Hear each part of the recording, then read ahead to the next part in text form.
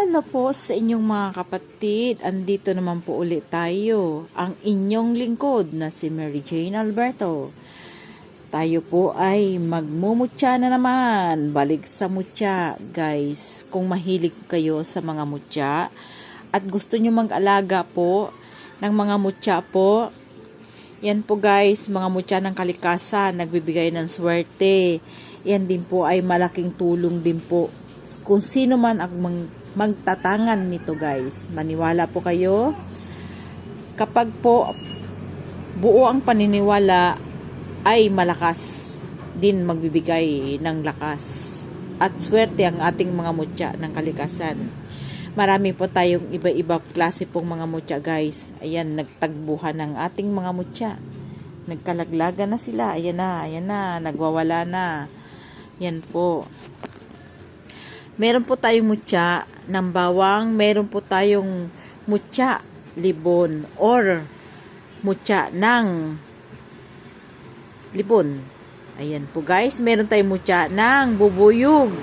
Yan po, meron po tayong mutya sapatos ng duwende, nagbibigay ng maraming swerte. Ito din magdadala sa inyo kung saan yung nais magpunta at ito ay maraming iakyat ng maraming biyaya. Kung ano man nais po ninyo, kausapin po ninyo ang mga mutya.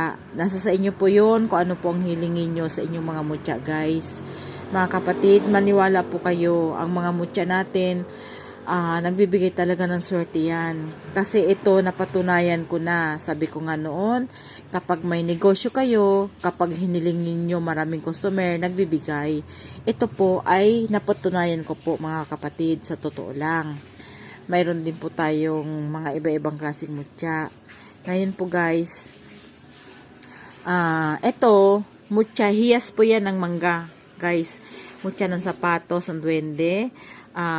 Mutya ng libon ng kawayan. Ito din po, yan, maliit lang po siya.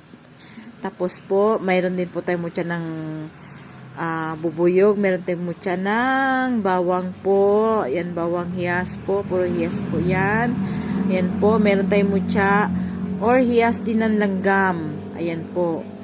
Nagbibigay ng swerte din po. Iba-ibang klase. Guys, PM lang uli. Mary Jane Alberto. Available na po. Susunod po guys, may mga freebies tayo. Pipilitin natin po guys, magkaroon tayo ng mga freebies ng iba-ibang klase na gagamitin nyo po talaga. Maraming salamat at magandang hapon po sa inyo lahat. Kung nasa